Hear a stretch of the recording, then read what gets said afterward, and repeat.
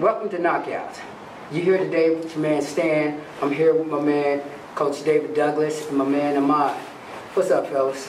Hey, what's going on? Man, everything is going good, man. Hey, let's go ahead and just get right into it. I want to go into the Chavez and Martinez fight because that's still today a hot topic. What do you guys think about that fight? Well, I was wrong. I picked Chavez. I knew he had the size and the talent to beat Martinez, but what you can't factor in is the mindset of a fighter. Yeah, going into the fight, I picked Chavez as far as the stronger puncher, or harder puncher rather, but as far as distance, endurance, and stamina, Martinez has that great stability as far as maintaining his pace throughout the fight. I didn't see Chavez going that route, but as it went later in the rounds, I thought Chavez would have an opportunity to catch him, as we saw he did in the last round, but I thought maybe in like from 9 closing rounds that he'd be able to slow Martinez down, but Martinez just kind of blew everybody out of the water. Nobody expected him to be that busy for 12 rounds. Yeah. Well, I said it from the beginning, both of you knew it. You know, I was going for Martinez all the way because I was saying that Martinez had the hunger. You know, he had the hunger. He really worked out really hard for the fight. He trained very well. He was prepared for that fight. And if you look at Chavez, 3 different times he didn't show up for training. And his coach literally had to go to his house and work out with him at home. So I'm like, wow, you know, I'm like, basically, I think that Chavez just wasn't really hungry enough for that fight. Yeah, I see it right because, you know, he did have a dirty UA, which I really didn't want to touch on. He had the dirty UA, so he was partying. You know, his focus wasn't on this fight. I mean, because you just don't have a fight this big, and you don't do the things you need to do. Hey, I gotta call you, you're a grown man, but I gotta call you to get to the gym. No, this is your job, to go to the gym. You know, maybe he just didn't want it. You were right, he wasn't hungry enough. Yeah, it's about the hunger. Yeah, exactly. You know, we've been around the sport all our lives. You know, there's certain guys that have all the skill level in the world and have all the opportunities and resources, but when their mind's not there, it doesn't do them any good. Talent. Exactly. So that's exactly, I believe that's what affected him the most, was just that. His mindset wasn't on key. Well, you know, one of the things that they're talking about a possible rematch. Right. Even though the scores reflected 118, 109, I think, across the board, HBO is well invested in Chavez's career, and they're trying to, you know, build him up like his dad. But it's going to be interesting to see, you know, by the general population whether they're going to have a rematch or not. You know, whether we're forgiving enough for him not giving his total effort. Well, see, that's the thing. If the public forgives him and say, okay, all right, he was partying, but, you know, I'm like this. Why should we give you another chance? You had a chance, you made millions of dollars, and then you didn't show up. You know, this is a pay-per-view fight. We paid a lot of money, paid our good money to see this guy, and he didn't show up. Yeah, and this is definitely not the first time that he's gotten caught with the dirty UA. I think it's like back in 2009 he got caught using an enhancer that's used to actually cover up the use of steroids and to cut weight.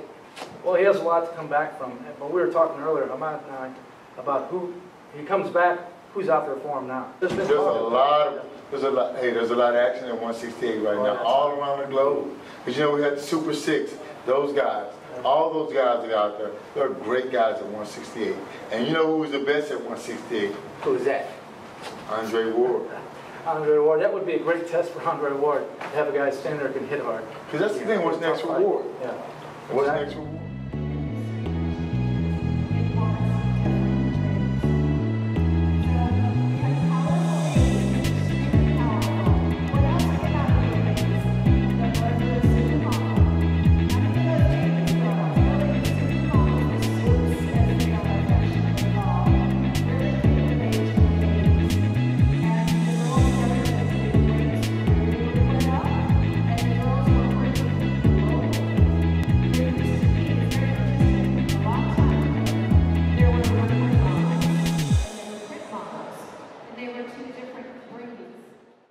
Let's talk about some of the local fighters, okay? Some of the local fights. I mean, it's like, bottom line is we have some really, really good local fighters coming out of the DFW. You and I had the opportunity to be able to check something out at the Quick Trip, Stan and Nate's fight at the Quick Trip Arena, at the Quick Trip Park, True in Grand Prairie. And which fight you want to talk about? Who impressed you the most out of the young fighters that we watched? The most impressive fight to me of the night was the Lopez and Ochoa fight. That was the fight of the night. It was fast-paced all the way through. You know, all 4 rounds was fast-paced, hard-hitting, and on both sides they had really good defense. Even though Ochoa he took a L on that one. You know, he got dropped twice in that fight. Twice in the first round. He got dropped twice in the first round, but yet he kept coming back. This kid, he has a lot of heart. He showed his hunger. And both these fighters are very, very good fighters. Now, the thing is that Lopez had Ronnie Shields in his corner. Lopez is a young, hot prospect. You know, I take my hat off to him for fighting Ochoa on this level, at this time, because that was a dangerous fight for him. You have another young, hungry fighter trying to make a name for himself, and you're going to take him on. That shows a lot of character. And that's what we're missing a lot. A lot of times, fighters don't want to fight another fighter because he's dangerous. I don't want to take a chance of losing right now. And it's not a fact that the fighter are afraid, but you just don't want to lose at this point in your career because the promoters are back off from you, the fans are back off from you. You know, one thing I would like to say about boxing, our fans, you know, don't hold us the same as they hold other fighters. The Cowboys can lose, and they'll love them still. Yeah. The Rangers can lose, we'll love them. Let a boxer lose, they're ready to turn their back on him. He's washed up. So anytime these young guys will fight another young, hungry fighter at this level, you have to have a little more respect for him. You know, and that's why, you know, Lopez and Ochoa for taking the chance, because these guys are both dangerous fighters. Now get back into the fight.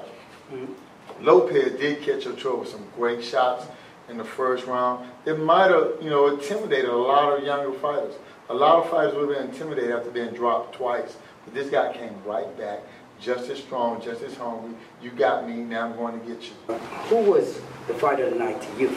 To me, the fighter of the night, I like that fight a little more. But another good fighter was Shamarian Duke Snyder and John Shippen. Okay. Undefeated guy against a pro debut. A hometown undefeated guy lost to a pro debut from Tyler, Texas. That was a great fight. Duke came in ready to fight. He came in, he gave up a lot in height. He gave up a little bit in size as well, and weight. And he still came very hard. There's another kid who made his debut.